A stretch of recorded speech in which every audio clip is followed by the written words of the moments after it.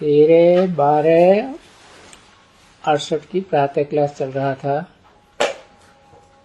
छठे पेज की मध्यार्ध में बात चल रही थी।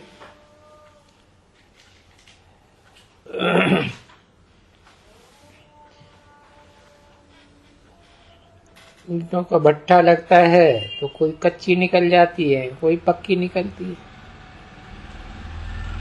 नंबरवार पक्के निकले यज्ञ के आदि में। माया भी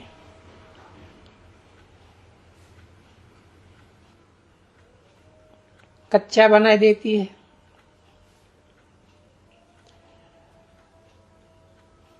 ईंट की भट्टी, फिर उसमें बताते हैं कि पुंगरे बच गए, माया बिल्ली के पुंगरे। तो ये अर्थ तो जानना चाहिए ना। और वो तो छोटे पुंगरे थे ना, बच्चे थे। आप लोग कहते हो हम एक दिन का बच्चा हूं, तो पुंगरे ही ठहरे ना, छोटे से। तो अभी वो शास्त्रों की बात है यादगार, कुछ न कुछ तो है। वेद का बाप बैठ करके हर एक बात अच्छी तरह से समझाते हैं।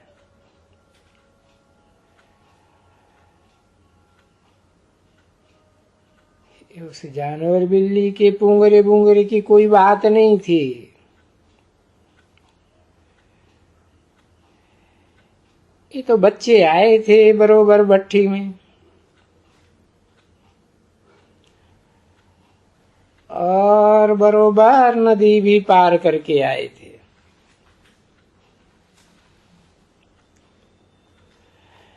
ऐसे नहीं कि कोई कृष्ण को टोकरी में ले जा करके आए थे। उन तो चित्रों में वो टोकरी दिखाई दी है बुद्धि रूपी टोकरी की बात।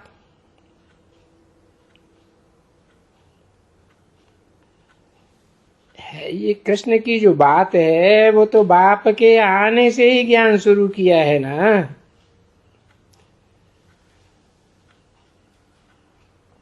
वो कृष्ण तो अभी छोटा बच्चा बुद्धि था ना।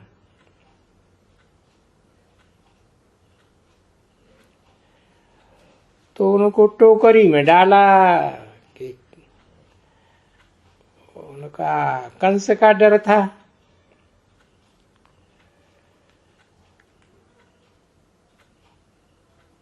टोकरी में डाल के छुपाई लिया।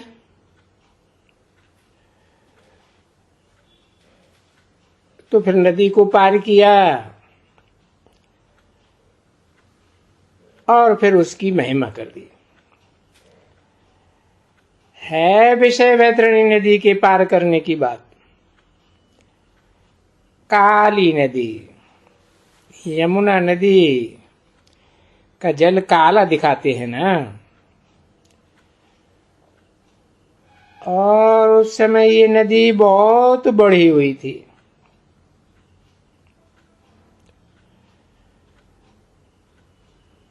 तो दिखाते हैं कि कृष्ण ने टोकरी में से पांव निकाला और बाहर डाल दिया। नदी पांव स्पर्श करके चली गई नीचे। नीचे न जाती और ही बढ़ती रहती तो वो डूब मरते। ऐसे ऐसे करते दिखाया है। अभी देखो यहाँ पुरुषोत्तम संगम युग में वो बातें तो हैं ही नहीं।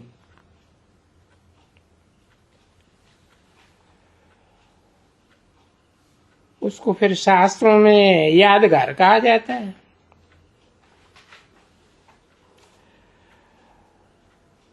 और ये बातें शास्त्रों में तुम कितने समय से सुनते आए हो।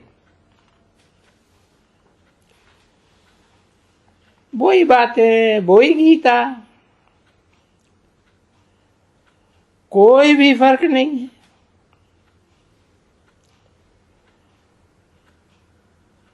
अरे बच्चे, गीता के 18 अध्याय और उनमें ये ढेर श्लोक,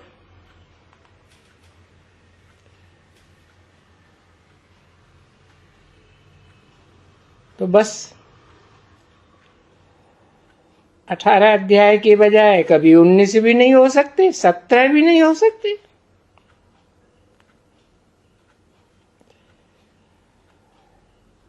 ये गीता कब से सुनते आए हो?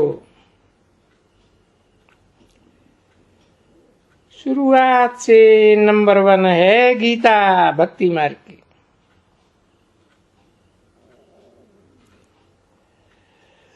और कितना दफा तुमने जन्म जन्मांतर ये गीता पढ़ी होगी?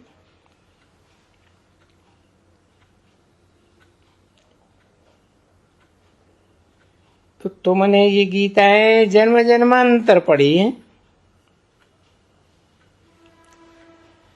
अच्छा, फिर वो भक्ति मार्ग की गीताएं मनुष्यों की लिखी हुई, वो पढ़ते पढ़ते अभी क्या हो गया? और टैली करो, वो भक्ति मार्ग की गीता झूठी गीता और ये सच्ची गीता, ये भी तो गीता है ना, गीता ज्ञान है। तो ये फर्क तो देखते हो ना, भक्ति मार्ग की गीता का और ये ज्ञान मार्ग की गीता का। उसमें तो लिख दिया है कृष्ण बच्चा भगवान वाच, और यहां तो है शिव भगवान वाच। तो ये रात दिन का फर्क हो गया। तो देखो, जन्म जन्मांतर क्या पढ़ते थे? झूठ पढ़ते थे ना। तो बस समझ लेना चाहिए, ये सच्ची गीता से सचखंड की स्थापना,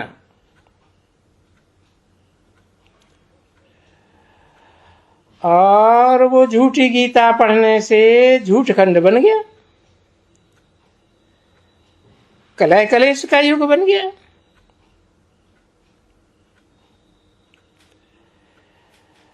तो बाप जो नटशैल में समझाते हैं वो तुम्हारी बुद्धि में तो बैठे ना,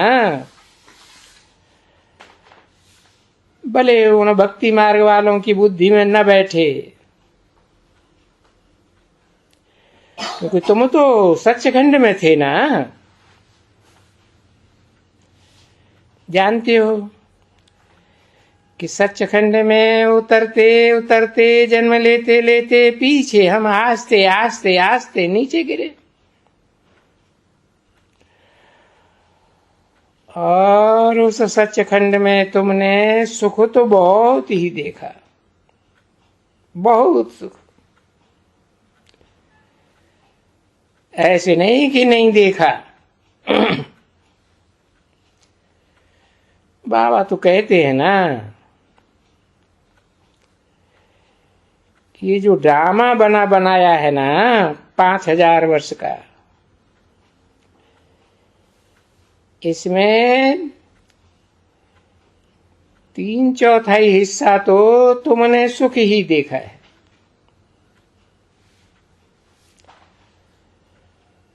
तो वो जो ड्रामा है वो तुम्हारे लिए सुख के लिए है ना, खास तुम्हारे सुख के लिए है, एकदम सुख के लिए, दुख के लिए तो नहीं है ना।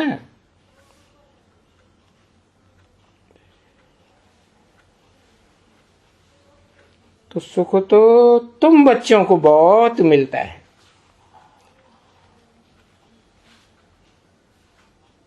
जो बाप से डायरेक्ट सन्मुख होकर के सुनते हो।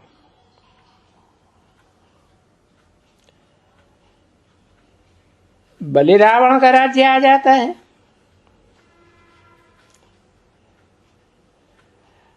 और जब रावण का राज्य है तो यथा राजा तथा प्रजा। रावण विकारी तो तुम भी विकार में जाते हो। तो भी देखो, इस रावण राज्य में भक्ति मार्ग में धन दौलत बहुत ही एकदम ढेर की ढेर।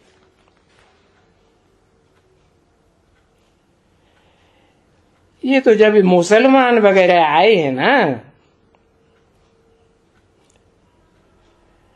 दूसरे धर्म में कन्वर्ट होने वाले राजाएं जब से आए हैं, तब से तुमको दुख मिला है।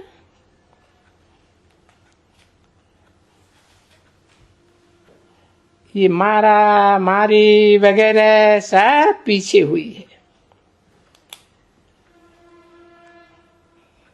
कहेंगे द्वापर के बाद ही ये मारा मारी कलह कलेश का युग शुरू हुआ ना।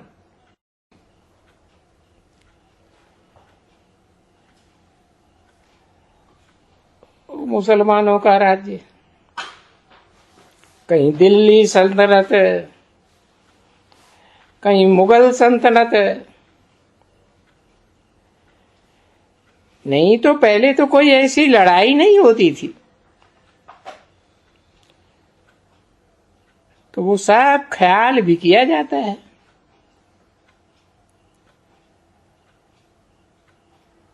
और लड़ाई कोई लगे ही नहीं सकती है, क्योंकि जब कोई धर्म स्थापना किया जाता है तो पहले तो सतो प्रधान स्टेज होती है ना हर धर्म की। अभी पहले पहले धर्म अगर हम कहें तो देवी देवता सनातन धर्म डीटी धर्म के पीछे इस्लामी आए, और वो इस्लामी तो काले लोग वहां बहुत दूर अरब देश में।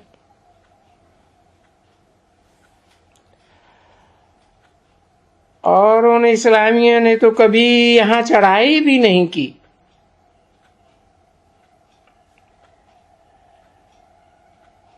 तो तुमको कौन हराते? यही कामी क्रोधी लोभी मुस्लिम। तो हिसाब अगर करेंगे तो तुम्हारा तो सतयुग में, त्रेता में, द्वापर में भी बहुत सुख है।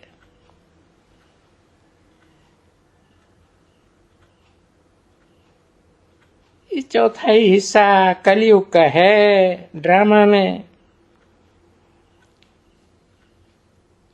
तब से तुम बहुत दुखी हुए हो। सो भी कलयुग के सात्विक टाइम पर तुम फिर भी बहुत सुखी थे।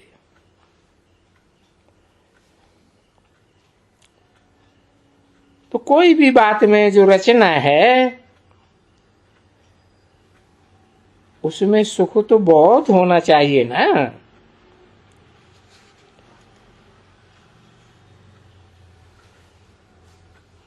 और ये भगवान की रचना, भगवान आते हैं तो नई दुनिया बनाते, तो तुम्हें तो बहुत सुख होना चाहिए। हाफ एंड हाफ अगर होवे फिर तो टेस्ट ही नहीं होगा। नहीं, ये ड्रामा ऐसे ही दिखलाते हैं। बाकी सुख तो तुमको बहुत मिला हुआ है और धर्मों के मुकाबले। बाकी थोड़ा सा, अरे जब और धर्म स्थापन हो गए और उन धर्मों की बहुत बहुत ढेर की ढेर जब ये आत्माएं आए करके और अभी भी ऊपर से नई नई आत्माएं बहुत आने की हैं।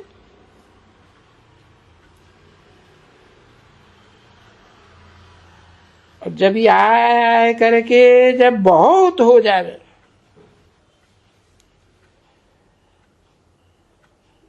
तो तभी वो लश्कर का लश्कर बना करके आवे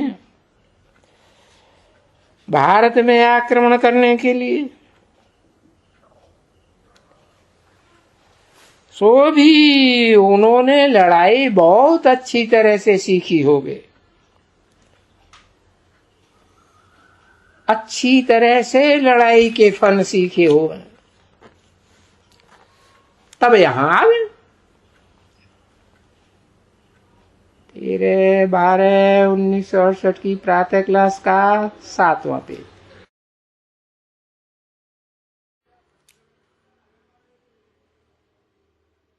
तो देखो कितना लंबे समय के पीछे तुमको दुख शुरू होता है।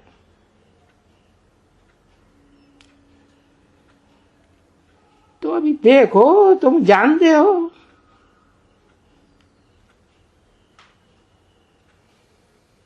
नहीं तो लड़ाइयां तो कोई ना कोई अभी लगती ही रहती है।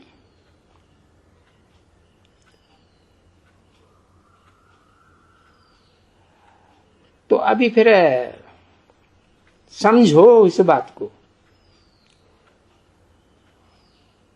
कोई 3000 3500 वर्ष मानिए सतयुग त्रेता नई दुनिया के 2500 वर्ष,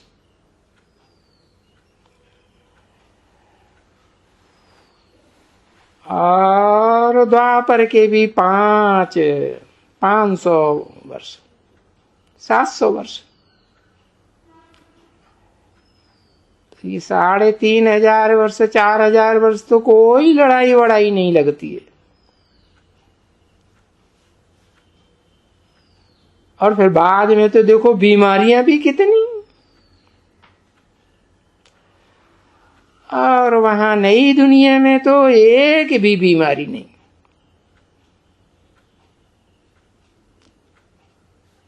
ये बीमारी पिछाड़ी में, ये बीमारी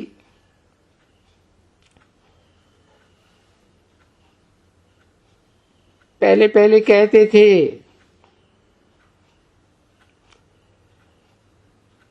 ये बुखार तो उतरता ही नहीं, पर ये तो प्लेग की बीमारी निकल आई। देखो पीछे ये कालरा की बीमारी निकल आई।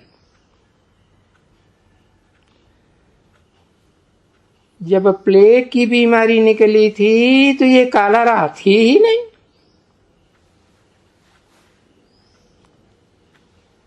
पीछे कालरा ऐड हो करके फिर दूसरी बीमारी। अभी इस कलयुग के अंत में तो देखो कितनी बीमारियां हैं। अरे सारा अनाज खा जाते हैं। एक टिड्डी निकलती है तो सारा अनाज खा जाती है खेतों से। बाकी सतयुग की नई दुनिया में तो कोई कीड़े मकोड़े नहीं होंगे। ऐसी कोई भी चीज नहीं होगी जो अनाज को खा सके। अनाज तो भोजन है ना, और तुम्हारा तो है याद का भोजन। अभी जब शूटिंग पीरियड में ये कलयुगी शूटिंग होती है तो ये तुम्हारा याद का सारा भोजन, ये काम क्रोध लोभ मोह की बीमारियां सारा खा जाती हैं। इसीलिए तो नई दुनिया का नाम ही रखा हुआ है स्वर्ग।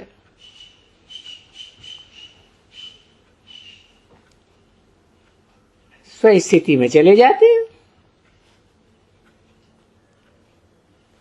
अंग्रेजी में नाम है हेवन। भाई हेवन क्यों? विन माने जीतना, हेवन माने जीत लिया है।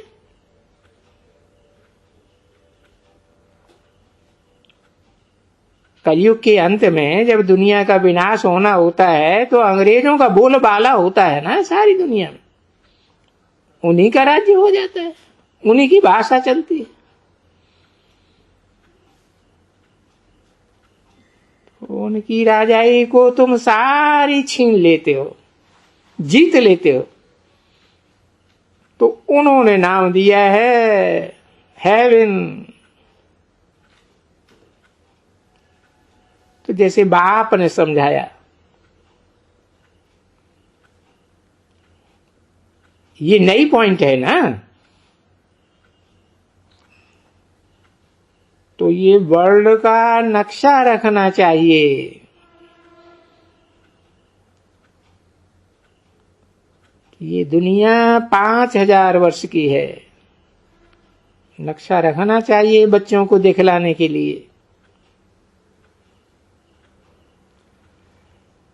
कि असल भारत में 2500 वर्ष पहले ये स्वर्ग था। हेवनली गॉडफादर ने आकर के हेवन रचा, और ये नरक की दुखियारी दुनिया तो सभी थी ही नहीं एकदम। तो जरूर ये दुखदाई पीछे आए ना, और इन दुखदाई धर्मों की स्थापना करने वाले भी नंबरवार पीछे आए।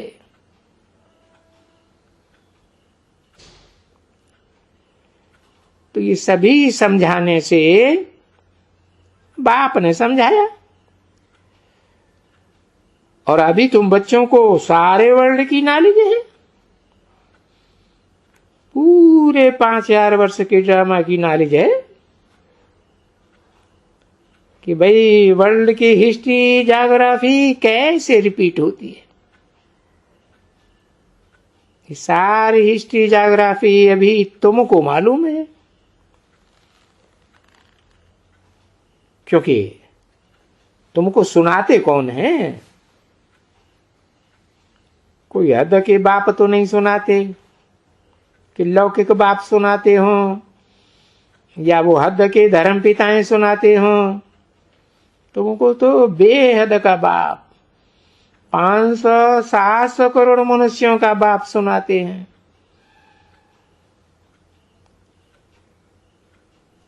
तो ये तो गाया जाता है कि भाई ये कोई भी ये नॉलेज है तुम्हारे सिवाय कोई भी नहीं सुना सकते, क्योंकि और तो कोई भी कितने भी विद्वान पंडित आचार्य हों वो कहेंगे नेति नेति, हम इस सृष्टि के आदि मध्य अंत को नहीं जानते, और कहेंगे हम बाप को नहीं जानते।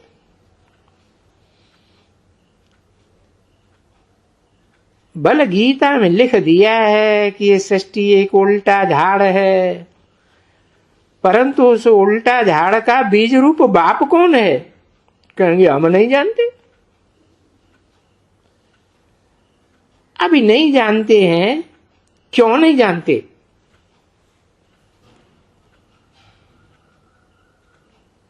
वो भी तो कहते हैं कि उनका नाम रूप देश काल नहीं है। किनका है? भाई जो निराकार और साकार का मेल है, दोनों बेहद के बाप का मेल है। उन दोनों बेहद के बाप का कहते हैं कि नाम रूप देश काल है ही नहीं। और जब नाम रूप देश काल ही नहीं है तो फिर देशवरी काहे का होगा।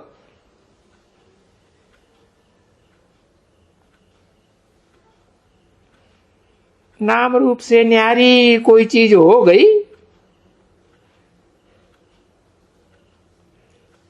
और जब ऐसी चीज हो गई तो फिर देश भी वरी काहे का होगा, क्योंकि रूप ही नहीं।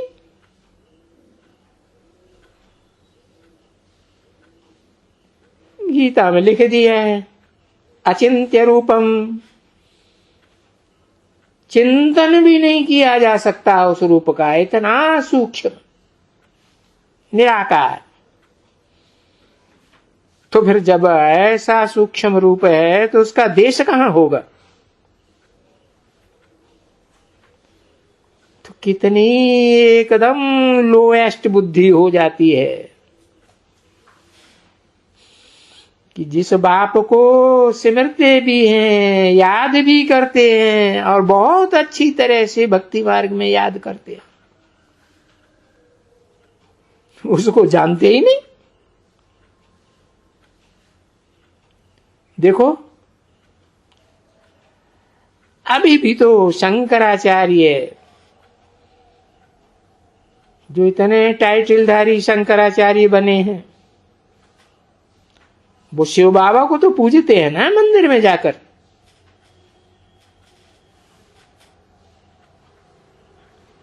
अभी शिव बाबा को पूजते हैं अच्छी तरह से,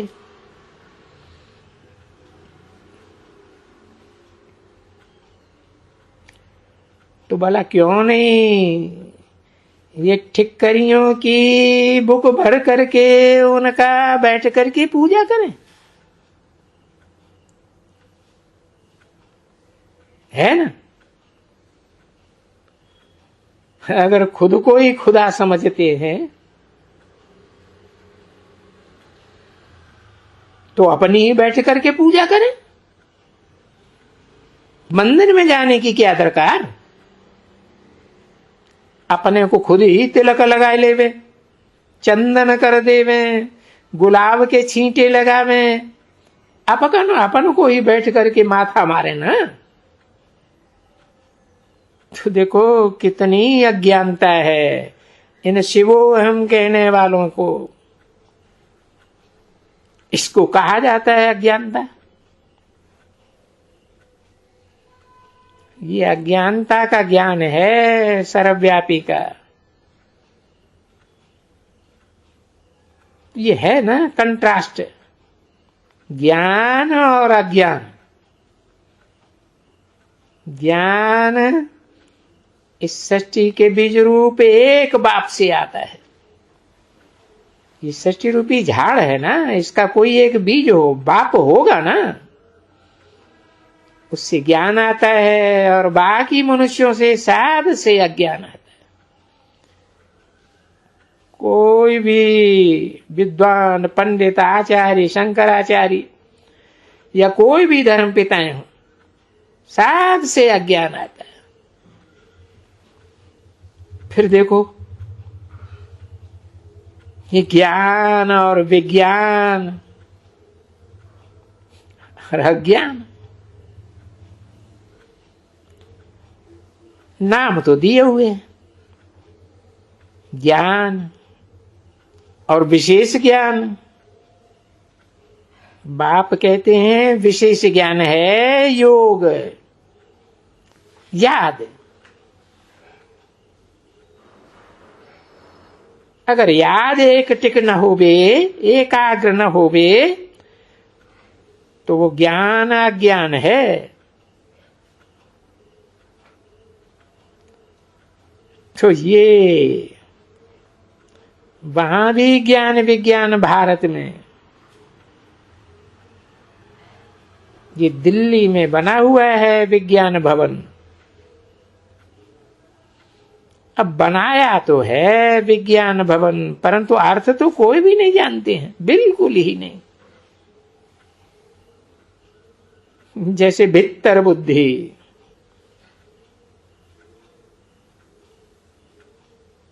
भीत दीवाल को कहा जाता है।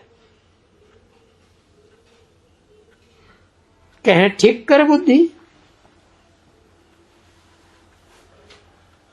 मिट्टी का ढेला कि ठोकर लगे और बिखर जाती है। माया की ठोकर लगती है तो बुद्धि बजाय एकाग्र होने के सारी दुनिया में बिखरती रहती है। और फिर देखो भक्ति मार्ग में गाया भी जाता है, तुम तो कोई भित्तर बुद्धि हो, ठिक्कर बुद्धि हो, पत्थर बुद्धि हो, बुद्धि चलती ही नहीं। जैसे पत्थर एक जगह पड़ा रहता है, अरे मकना हाथी हो। और फिर देखो इस तरह बहुत गालियां भी अपन को देते रहते हैं, एक दूसरे को गालियां देते रहते हैं। और वहां नई दुनिया में कोई ये गालियां वालियां होंगी क्या? कुछ भी नहीं होंगी। उसमें भी कोई तो बोलते हैं तुम तो गधा हो। तो ये तो बाबा ने सुनाया था ना कि मजिस्ट्रेट ने किसको कोर्ट में कहा तुम गधे हो।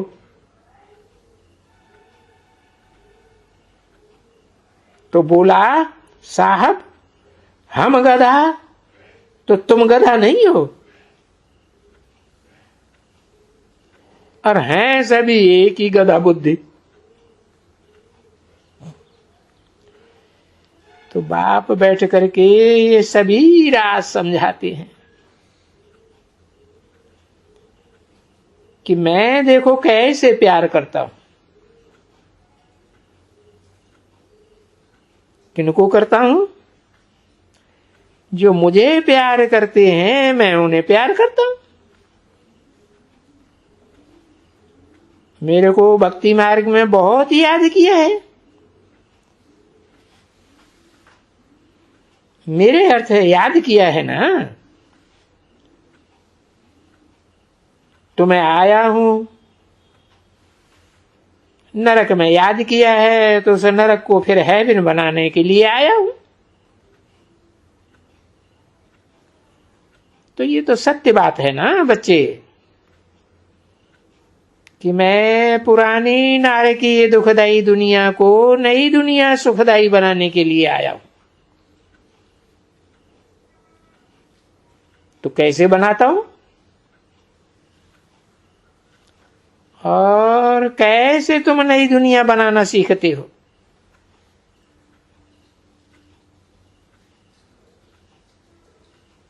तो अगले जन्म में तुम सुखी हो जाते हो। बाकी कोई इस जन्म में थोड़े ही सुखी होते, नहीं ना। नया ज्ञान है तो नई दुनिया होती है, पुरानी दुनिया एकदम खत्म हो जाती। और बुद्धि तुम्हारी कहती है कि बरोबर नई दुनिया और पुरानी दुनिया, ये कंट्रास्ट तो होता है ना।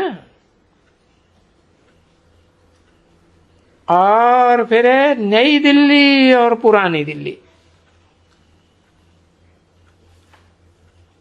अभी ये नई दिल्ली पुरानी दिल्ली, ये दिल्ली के लिए ही गाया जाता है, न्यू दिल्ली।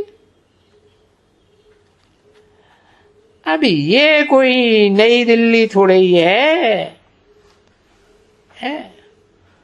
नई दिल्ली तो न्यू वर्ल्ड में होगी। अभी तुम बरोबर जानते हो, अभी दिल्ली तो वहां नाम ही नहीं होगा। बाबा ने कह दिया है,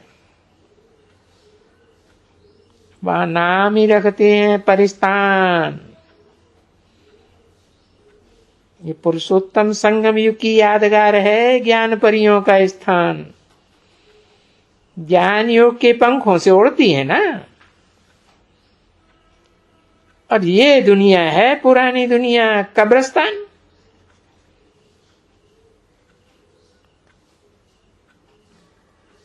दिल्ली कब्रिस्तान, दिल्ली परस्तान।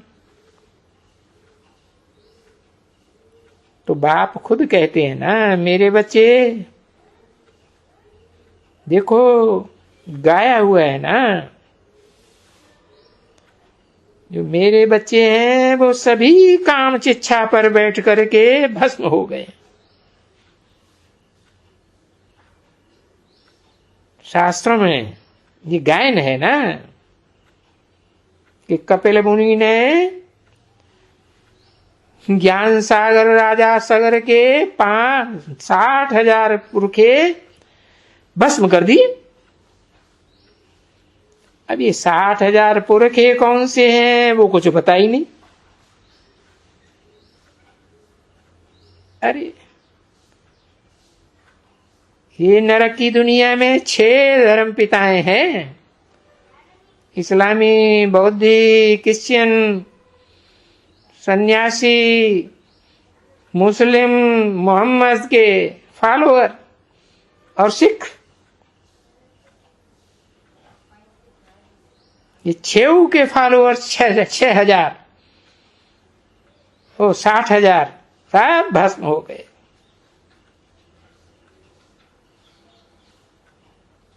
काम चिट्ठा पर चढ़कर भस्म हुए। अब ये जो भस्म हुए पड़े हैं इनको फिर जगाएगा कौन? तो बरोबर अभी ये मुर्दे जैसे बन गए हैं। तो देखो अच्छी तरह से देखो, बरोबर मुर्दे जैसे बने हुए हैं ना मनुष्य। तो बेहद का बाप आकर के फिर देखो इनको ज्ञान चिच्छा पर ज्ञान अमृत छिड़कते हैं और क्या काम चिच्छा पर से उठाते हैं।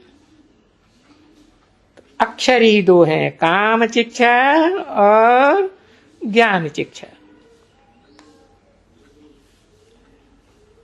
काम चिच्छा पर बैठने से रावण राज्य शुरू हो जाता है और फिर भस्म हो जाते हैं। ज्ञान चिच्छा पर चढ़ने से फिर सतो प्रधान बन जाते हैं। अभी ये समझानी कितनी सहज है, बिल्कुल ही सहज और कदम कदम पर सहज है। हर बात में समझाते रहते हैं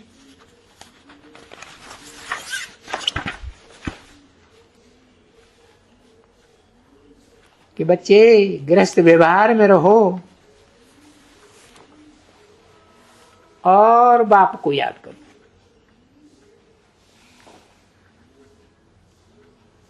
फिर 12/1968 की प्रातः क्लास का 8वां पेज। तो फिर बाप यहां आकर के समझाते भी है कि जिसको कम बंधन है वो इस ज्ञान को जल्दी उठा सकते हैं।